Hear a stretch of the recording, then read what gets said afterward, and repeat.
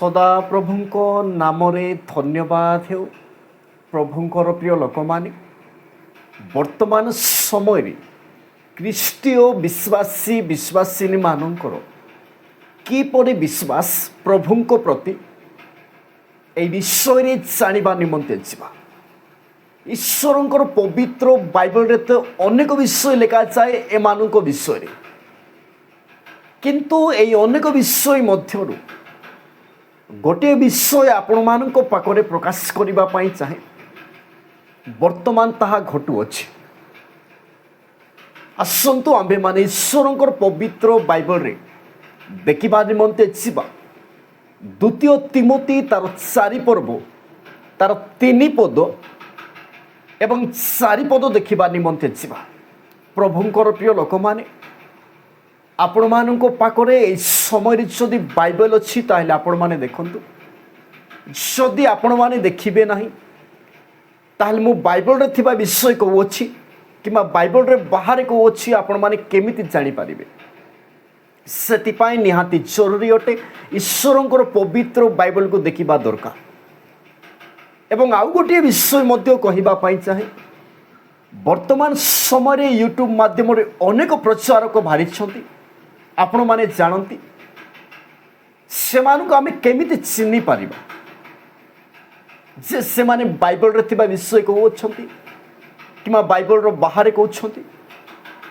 ସେମାନଙ୍କୁ ଚିହ୍ନିବା ପାଇଁ ଜାଣିବା ପାଇଁ ହେଲେ ଆମେମାନେ ଈଶ୍ୱରଙ୍କର ପବିତ୍ର ବାଇବଲକୁ ଅଧ୍ୟୟନ କରିଥିବା ଦରକାର। ପ୍ରଭୁଙ୍କର ପ୍ରିୟ ଲୋକମାନେ, ଆସନ୍ତୁ ଆମେମାନେ ଜାଣିବା ନିମନ୍ତେ ଯିବା। ବର୍ତ୍ତମାନ ଏ ବିଷୟ ଘଟୁଅଛି। ଏହି ଜାଗାରେ ଲେଖାଯାଏ,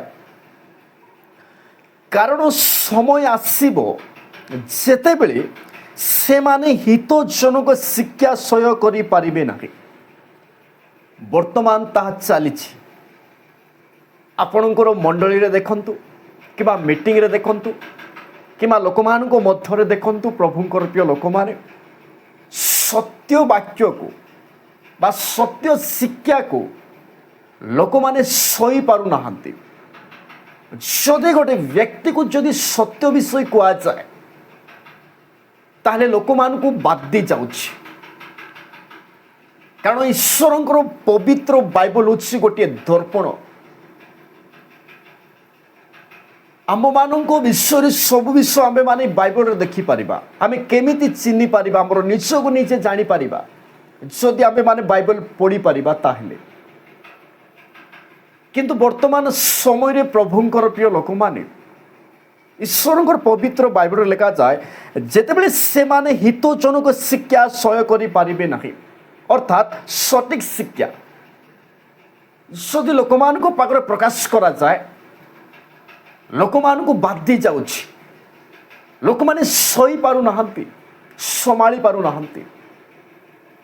ଏବଂ ବର୍ତ୍ତମାନ ସମୟରେ 90ରୁ 10% ପ୍ରଭୁଙ୍କର ପ୍ରିୟ ଦାସମାନେ ଲୋକମାନଙ୍କୁ ସଠିକ୍ ଶିକ୍ଷା ଦେଉଛନ୍ତି। ଏବଂ ସେମାନଙ୍କର ଶିକ୍ଷାକୁ ଯେଉଁମାନେ ସଠିକ୍ ଶିକ୍ଷା ଦିଅନ୍ତି, ଲୋକମାନଙ୍କୁ ବାଧିଲା ପରି ଶିକ୍ଷା ଦିଅନ୍ତି, ବର୍ତ୍ତମାନ ସମୟରେ ସେମାନଙ୍କୁ ଲୋକମାନେ ଶୁଣନ୍ତି ନାହିଁ। ଯେଉଁମାନେ ଲୋକମାନଙ୍କର କାନକୁ ସୁନ୍ଦର ଲାଗିଲା ଭଳି, ଲୋକମାନଙ୍କୁ ଆନନ୍ଦ କଲା ଭଳି ଯଦି ଶିକ୍ଷା ଦିଆଯାଏ ତାହେଲେ ଲୋକମାନଙ୍କୁ ଭଲ ଲାଗୁଛି। କିନ୍ତୁ ଯେଉଁମାନେ ଲୋକମାନଙ୍କୁ ବାଧିଲା ପରି, କଷ୍ଟ ଲାଗିଲା ପରି ଶିକ୍ଷା ଦେଉଛନ୍ତି, ବାଇବଲରେ ଯାହା ଲେଖାଯାଏ ତାହା ଦେଉଛନ୍ତି, ତାହେଲେ ଲୋକମାନଙ୍କୁ କଷ୍ଟ ଲାଗୁଛି। କାରଣ ଲେଖାଯାଏ, ସେମାନେ ହିତଜନକ ଶିକ୍ଷା ସହ୍ୟ କରିପାରିବେ ନାହିଁ, ଅର୍ଥାତ୍ ସଠିକ୍ ଶିକ୍ଷା ବାଇବଲରେ ଯାହା ଲେଖା ଅଛି ସେହି ଶିକ୍ଷା ସହ୍ୟ କରିପାରୁନାହାନ୍ତି। ପ୍ରଭୁଙ୍କର ପ୍ରିୟ ଲୋକମାନେ, ତାପରେ ଲେଖାଯାଏ, ମାତ୍ର ଶ୍ରୁତି ମଧୁର କଥାରେ ସନ୍ତୁଷ୍ଟ ହୋଇ ଅଭିଳାଷା ଅନୁସାରେ ଆପଣମାନଙ୍କ ନିମନ୍ତେ ବହୁ ସଂଖ୍ୟକ ଶିକ୍ଷକଙ୍କୁ ସଂଗ୍ରହ କରିବେ। ବର୍ତ୍ତମାନ ଅନେକ ମଣ୍ଡଳୀରେ ଚାଲୁଅଛି ଏହି ବାକ୍ୟ, ସଫଳ ହେଉଅଛି। ଲୋକମାନେ ସଠିକ୍ ଶିକ୍ଷାକୁ ସହ୍ୟ କରିପାରୁନାହାନ୍ତି, ସମ୍ଭାଳି ପାରୁନାହାନ୍ତି ଏବଂ ଶ୍ରୁତି ମଧୁର କଥାରେ ସନ୍ତୁଷ୍ଟ ହୋଇ ଅଭିଳାଷା ଅନୁସାରେ ଆପଣମାନଙ୍କ ନିମନ୍ତେ ବହୁ ସଂଖ୍ୟକ ଶିକ୍ଷକକୁ ସଂଗ୍ରହ କରିବେ। ଶ୍ରୁତି ମଧୁର କଥା, ସାଂସାରିକ ଜଗତର କଥା, ଏ ଜଗତର କଥା ମଣ୍ଡଳୀର ଲୋକମାନଙ୍କୁ କିମ୍ବା ମିଟିଂର ଲୋକମାନଙ୍କୁ ସୁନ୍ଦର ଲାଗିଲା ଭଳି, ସେମାନଙ୍କୁ ଆନନ୍ଦ ଲାଗିଲା ଭଳି, ସେମାନଙ୍କୁ ଖୁସି ଲାଗିଲା ଭଳି ଶ୍ରୁତି ମଧୁର କଥାରେ ସେମାନେ ସନ୍ତୁଷ୍ଟ ହେଉଛନ୍ତି ଏବଂ ସେହି ପ୍ରକାର ଶିକ୍ଷକମାନଙ୍କୁ ଲୋକମାନେ ଖୋଜୁଛନ୍ତି।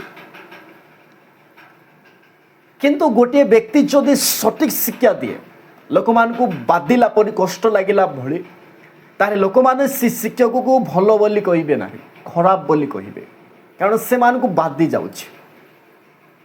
କିନ୍ତୁ এই ଜାଗାରେ ଲେଖାଯାଏ ଲୋକମାନେ ନିଜର ଇଚ୍ଛା ଅନୁସାରେ ଯେଉଁମାନେ ଶ୍ରୁତି ମଧୁର କଥା କହୁଥିବେ, ଲୋକମାନଙ୍କୁ ଭଲ ଲାଗୁଥିବ, ସେମାନଙ୍କର ଚାଳିଚଳନ ଭଲ ଲାଗୁଥିବ, ସେମାନଙ୍କର କଥାବାର୍ତ୍ତା ଭଲ ଲାଗୁଥିବ, ଆନନ୍ଦ ଲାଗୁଥିବ ଏବଂ ପ୍ରଭୁଙ୍କର ପ୍ରିୟ ଦାସମାନେ ସେମାନଙ୍କୁ ଖୁସି କରୁଥିବେ, ତାହେଲେ ଲୋକମାନେ ସେଇ ଆଜ୍ଞାକୁ ଭଲ ପାଇବେ। କିନ୍ତୁ ପ୍ରଭୁଙ୍କର ପ୍ରିୟ ଲୋକମାନେ ବର୍ତ୍ତମାନ ସମୟରେ ଅନେକ ମଣ୍ଡଳୀରେ ଆପଣମାନେ ଦେଖିଥିବେ, ପୁରାତନ ମଣ୍ଡଳୀର ବିଶ୍ୱାସୀମାନେ,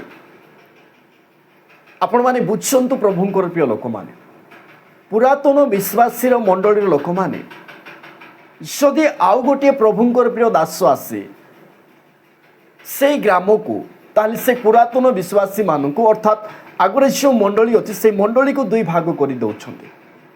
ବର୍ତ୍ତମାନ ସମୟରେ ଅନେକ ପ୍ରଭୁଙ୍କର ପ୍ରିୟ ଦାସମାନେ ସଂସ୍ଥା ତରଫରୁ ଅନେକ ବିଷୟ ଶିଖି ସେମାନେ କୁଆଡ଼େ ଯଦି ମିଳିବ ନାହିଁ ଲୋକମାନଙ୍କୁ ପରିବର୍ତ୍ତନ କରିବା ପାଇଁ, ପ୍ରଭୁଙ୍କ ପାଖରେ ଆଣିବା ପାଇଁ, ତାହେଲେ ଯେଉଁ ଜାଗାରେ ଆଗରେ ପ୍ରଭୁଙ୍କର ପ୍ରିୟ ଦାସମାନେ ଯାଇକି ମଣ୍ଡଳୀ ରୋପଣ କରିଛନ୍ତି ସେ ମଣ୍ଡଳୀକୁ ଦୁଇ ଭାଗ କରୁଛନ୍ତି।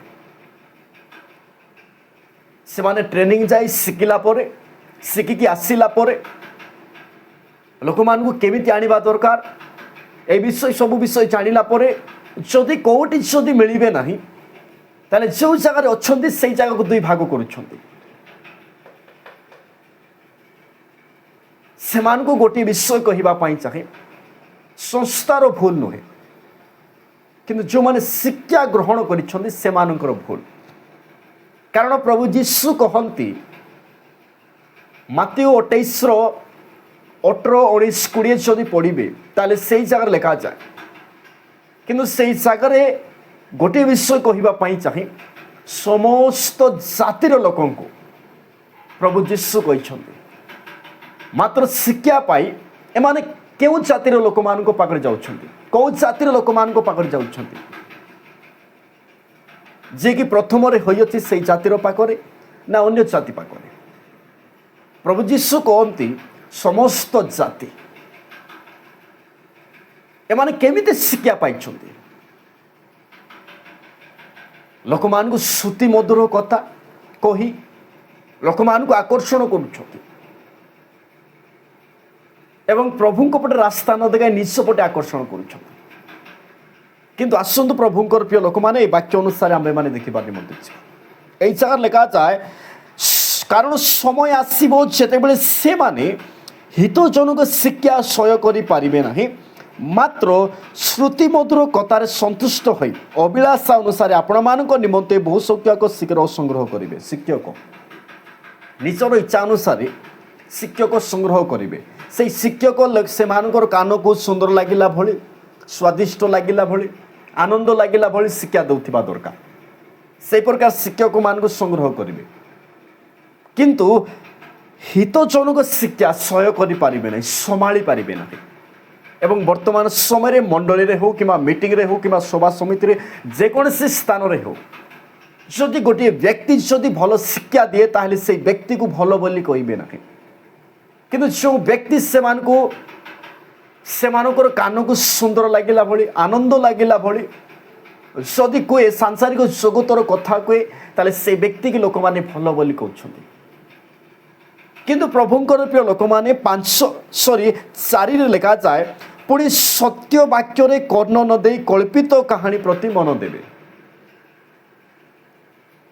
ଏହି ପ୍ରକାର ଲୋକମାନଙ୍କୁ ସତ୍ୟ ବାକ୍ୟରେ ଏମାନେ ମନ ଦେବେ ନାହିଁ, କଳ୍ପିତ କାହାଣୀ ପ୍ରତି, ଜଗତର କଥା ପ୍ରତି। ପ୍ରଭୁଙ୍କର ପ୍ରିୟ ଲୋକମାନେ କାହିଁକି କଳ୍ପିତ କାହାଣୀ ପ୍ରତି ମନ ଦେବେ? କାରଣ ଶିକ୍ଷକମାନଙ୍କ ଦ୍ୱାରା, ଯଦି ଶିକ୍ଷକମାନେ ପ୍ରଚାରକମାନେ ଯଦି ସଠିକ୍ ବାକ୍ୟ ଦେଇଥାନ୍ତେ, ଲୋକମାନଙ୍କୁ ବାଧିଲା ପରି ପାପକୁ ପାପ ଏବଂ ଭଲକୁ ଭଲ, ଅର୍ଥାତ୍ ମନ୍ଦକୁ ମନ୍ଦ ଭଲକୁ ଭଲ ଗୋଟିଏ ବ୍ୟକ୍ତିଙ୍କ ସମ୍ମୁଖରେ ଯଦି କହିଥାନ୍ତେ ବା ମଣ୍ଡଳୀରେ ଶିକ୍ଷା ଦେଇଥାନ୍ତେ, ବାଇବଲରେ ଯାହା ଲେଖାଯାଏ ତାହା, ବାଇବଲ କହୁଛି ପାପକୁ ପାପ ମନ୍ଦକୁ ମନ୍ଦ ଏମିତି ଏମିତି ଲେଖାଯାଏ ବୋଲି ଶିକ୍ଷା ଯଦି ସଠିକ୍ ଭାବରେ ଦେଇଥାନ୍ତେ, ତାହେଲେ ଲୋକମାନେ ସତ୍ୟ ବାକ୍ୟରେ ମନ ଦେଇଥାନ୍ତେ, କଳ୍ପିତ କାହାଣୀ ପ୍ରତି ମନ ଦେଇନଥାନ୍ତେ। ପ୍ରଭୁଙ୍କର ପ୍ରିୟ ଲୋକମାନେ, ଆପଣମାନେ ବୁଝନ୍ତୁ, ଏବଂ ବାଇବଲରେ ଲେଖାଯାଏ ତୁମେମାନେ ଲୋକମାନଙ୍କୁ ଶିକ୍ଷା ଦେଉଛ କିନ୍ତୁ ନିଜକୁ ମଧ୍ୟ ଦେଖିବା ଦରକାର। ପରକୁ ଶିକ୍ଷା ଦେଉଛ ଯେ ତୁମେମାନେ ନିଜକୁ କ'ଣ ଶିକ୍ଷା ଦେଉନାହ, এই ବିଷୟ ଲେଖାଯାଏ ବାଇବଲରେ। ଆମେ ଲୋକମାନଙ୍କୁ ଶିକ୍ଷା ଦେଉଥିବା, ତୁମେ ଚୋରି କର ନାହିଁ, ଖରାପ ରାସ୍ତାରେ ଯାଅ ନାହିଁ, ବ୍ୟଭିଚାର କର ନାହିଁ, କିନ୍ତୁ ନିଜେ ସେମାନେ ଯାଉଥିବେ, ତାହେଲେ ଲୋକମାନେ କେମିତି ଭାବିବେ? ପ୍ରଭୁଙ୍କର ପ୍ରିୟ ଲୋକମାନେ, ଏବଂ ଆଉ ଗୋଟିଏ ବିଷୟ, ଲୋକମାନେ ସତ୍ୟ ବାକ୍ୟରେ କର୍ଣ୍ଣ ଦେଇ କଳ୍ପିତ କାହାଣୀ ପ୍ରତି ମନ ଦେଉଛନ୍ତି। ପ୍ରଥମ ବିଷୟ ହେଲା ପାଳକମାନେ ସଠିକ୍ ଶିକ୍ଷା ଦେବା ଦରକାର, ଶ୍ରୁତି ମଧୁର କଥା ଅନୁସାରେ ନୁହେଁ, ବାଇବଲ ଅନୁସାରେ ଦେବା ଦରକାର। ଏବଂ ଦ୍ୱିତୀୟ ବିଷୟ, ଏମାନେ ଆଦ୍ୟ ପ୍ରେମକୁ ପରିତ୍ୟାଗ କରିଛନ୍ତି। ଏବଂ ଆଉ ଗୋଟିଏ ବିଷୟ ମଧ୍ୟ କହିବା ପାଇଁ ଚାହେଁ, ପ୍ରଭୁଙ୍କର ପ୍ରିୟ ଲୋକମାନେ, ଲେଖାଯାଏ ଆତ୍ମା ସ୍ପଷ୍ଟ ରୂପେ କହୁଛନ୍ତି, ଉତ୍ତର କାଳରେ କେହି କେହି ଭ୍ରଷ୍ଟ ବିବେକ, ମିଥ୍ୟାବାଦୀ ଲୋକମାନଙ୍କ କପଟପଣରେ ଭ୍ରାନ୍ତିଜନକ ଆତ୍ମାମାନଙ୍କ ପ୍ରତି ଓ ଭୂତମାନଙ୍କ ଶିକ୍ଷା ପ୍ରତି ମନୋଯୋଗ କରି ବିଶ୍ୱାସ ପରିତ୍ୟାଗ କରିବେ। ପ୍ରଭୁଙ୍କ ପ୍ରତି ବିଶ୍ୱାସ ସେମାନଙ୍କର କେମିତି? ଦେଖନ୍ତୁ ପ୍ରଭୁଙ୍କର ପ୍ରିୟ ଲୋକମାନେ, ବର୍ତ୍ତମାନ ଚାଲିଛି ମଣ୍ଡଳୀକୁ ଦୁଇ ଭାଗ କରୁଛନ୍ତି। ବିଶ୍ୱାସିନୀ ମାନେ ମଧ୍ୟ, ବିଶ୍ୱାସୀ ମାନେ ମଧ୍ୟ ଏହି ମଣ୍ଡଳୀରେ ଥାଇ ଆଉ ଗୋଟିଏ ମଣ୍ଡଳୀ ଯାଉଛନ୍ତି। ଆପଣମାନେ ଯେତେ ମଣ୍ଡଳୀକୁ ଆପଣମାନେ ପରିବର୍ତ୍ତନ କରନ୍ତୁ ବା ଚେଞ୍ଜ କରନ୍ତୁ, ଏଇ ଜାଗାରେ ସେଇ ଜାଗା, ସେଇ ଜାଗାରେ ସେଇ ଜାଗାରେ ଯାଆନ୍ତୁ, ସମସ୍ତ ଜାଗାରେ ଗୋଟିଏ ପ୍ରଭୁ। କିନ୍ତୁ ଆପଣମାନେ ଜାଣିବା ଦରକାର, ଚିହ୍ନିବା ଦରକାର, କେଉଁ ଜାଗାରେ ବା କେଉଁ ମଣ୍ଡଳୀରେ ପ୍ରଭୁଙ୍କର ପ୍ରିୟ ଦାସ କେମିତି ବାକ୍ୟ ପ୍ରଚାର କରୁଛନ୍ତି। ନହେଲେ ଅନ୍ଧକୁ ଅନ୍ଧ କେବେ ରାସ୍ତା ଦେଖାଇ ପାରିବ ନାହିଁ। ପ୍ରଭୁଙ୍କର ପ୍ରିୟ ଲୋକମାନେ, ଏହି ବିଷୟରେ ବହୁତ କିଛି କହିନାହିଁ। ବାଇବଲରେ ବିଶ୍ୱାସିନୀମାନଙ୍କର ବିଶ୍ୱାସ କିପରି ଅନେକ ବିଷୟ ଲେଖାଯାଏ, କିନ୍ତୁ ବର୍ତ୍ତମାନ ସମୟରେ ଏହିପରି ବିଶ୍ୱାସ ଚାଲିଛି ଲୋକମାନଙ୍କର। ସେମାନେ ସତ୍ୟ ବାକ୍ୟକୁ ମନ ନ ଦେଇ କଳ୍ପିତ କାହାଣୀ ପ୍ରତି ମନ ଦେଉଛନ୍ତି। ଏହି ପ୍ରକାର ଲୋକମାନଙ୍କର ବିଶ୍ୱାସ ବର୍ତ୍ତମାନ ସମୟରେ, ଏବଂ ବର୍ତ୍ତମାନ ସମୟରେ ସତ୍ୟ ବାକ୍ୟକୁ ମନ ନ ଦେଇ ବା ସଠିକ୍ ଶିକ୍ଷାକୁ ସହି ନ ପାରି ଶ୍ରୁତି ମଧୁର କଥାରେ ମନ ଦେଉଛନ୍ତି ବର୍ତ୍ତମାନ ବିଶ୍ୱାସ। ପ୍ରଭୁଙ୍କର ପ୍ରିୟ ଲୋକମାନେ, ଆପଣମାନେ ଏହି ପ୍ରକାର ହୁଅନ୍ତୁ ନାହିଁ। এই ଚ୍ୟାନେଲକୁ ଆପଣମାନେ ସବସ୍କ୍ରାଇବର କରନ୍ତୁ। এই ଚ୍ୟାନେଲ ମାଧ୍ୟମରେ ଅନେକ ବିଷୟ ଆପଣମାନଙ୍କ ପାଖରେ ଶିକ୍ଷା ଦିଆଯିବ। ଆପଣମାନେ ସଠିକ୍ ଭାବରେ ଶୁଣନ୍ତୁ, ସଠିକ୍ ଭାବରେ ବୁଝନ୍ତୁ। ଏତିକି ମାତ୍ର ଆପଣମାନଙ୍କ ପାଖରେ ପ୍ରକାଶ କଲି। ଆଗାମୀ ଭିଡ଼ିଓରେ ଆମେ ଜାଣିବା ନିମନ୍ତେ ଯିବା ପ୍ରଭୁଙ୍କର ପ୍ରିୟ ଲୋକମାନେ, ବାଇବଲରେ ଥିବା କେତୋଟି ଗୁରୁତ୍ୱପୂର୍ଣ୍ଣ ବିଷୟ ଆପଣମାନଙ୍କ ପାଖରେ ପ୍ରକାଶ କରିବା ପାଇଁ ଚାହେଁ। এই ଛୋଟିଆ ବାକ୍ୟ ଦ୍ୱାରା ଆପଣ ସମସ୍ତ ଲୋକଙ୍କୁ ପ୍ରଭୁ ଆଶୀର୍ବାଦ କରନ୍ତୁ।